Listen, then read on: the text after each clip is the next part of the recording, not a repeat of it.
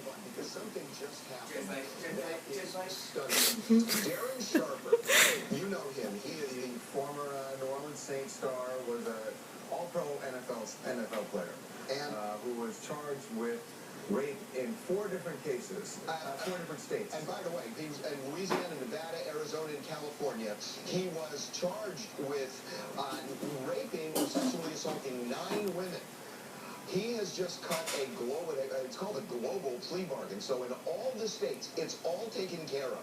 And short story, Darren Sharper will do a total of 9 years in prison, and he has been a free man. And there were 9 women here. He is a free man. It is, look, whether you like it or not, it is a remarkable feat by his lawyers. Well, let's just start off with, we don't like it. Hold on. Let me just say, in Nevada alone, he could have gotten 2 life sentences for just what happened in Nevada.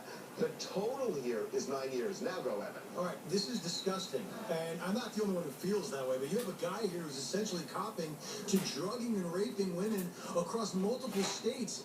This guy is like, he's the boogeyman. He's what you warn children about, and he's going to be out of prison in 9 years. We've spoken to some of Darren's former teammates, one guy named Scott Fujita, who played with Darren in New Orleans. They won a Super Bowl together, and he said, look, this guy's a great guy, but he's disgusting. Yeah, he was a great football player, but this is disgusting, and it makes me sick. And he says 9 years. He goes, I have 3 little girls at home.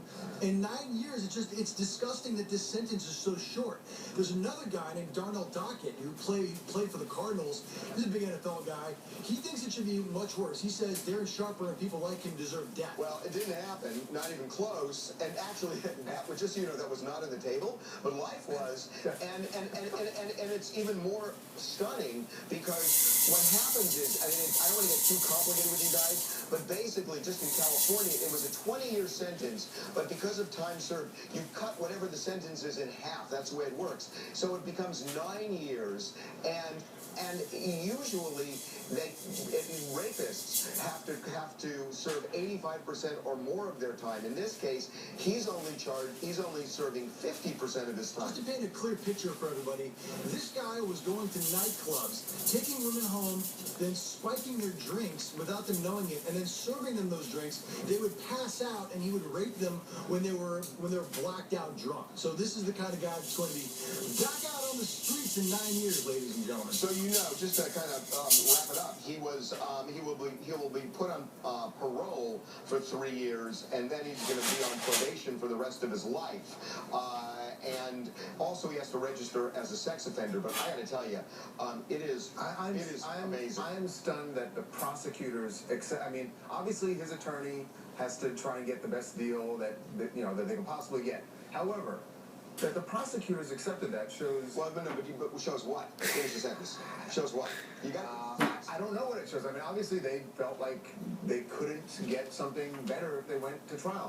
That's right. I mean, it's not. It's not that they were just weak. There were some issues with the case, obviously, because the prosecutors were out for blood in this case. They wanted.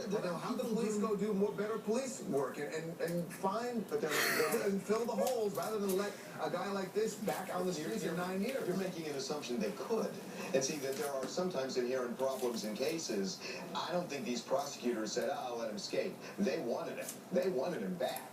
People doing life sentences for drugs. Hi, my name's Jennifer. I'm from Vancouver Island. I just want to say that who knows what he did to all those women when they were unconscious. Like, I feel violated just thinking about that. I think just because he's rich, he completely got away with everything. I think that's what's wrong with society. And I just think everything about this is so wrong. And I hope that we eventually get some justice. I want to know what's the difference between this and Jerry Sandusky? Like, what's the difference? Like, Jerry Sandusky ran a campaign where he was raping people over and over and over again, and hopefully he'll die in prison. And then you have Darren Sharper. I understand the point of prison is to rehabilitate, but can a guy like this really be Well, rehabilitated? that's a different question. I mean, look, it is a different question, and I don't have an answer to that.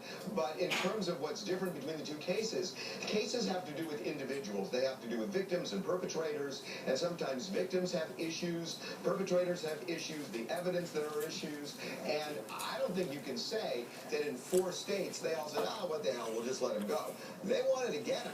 I mean, they wanted to get him, but there was some reason why this whole thing was negotiated. And I think you have to realize that there was some reason that this all happened. Yeah, but so we all agree it feels disgusting. That leads to my closing statement.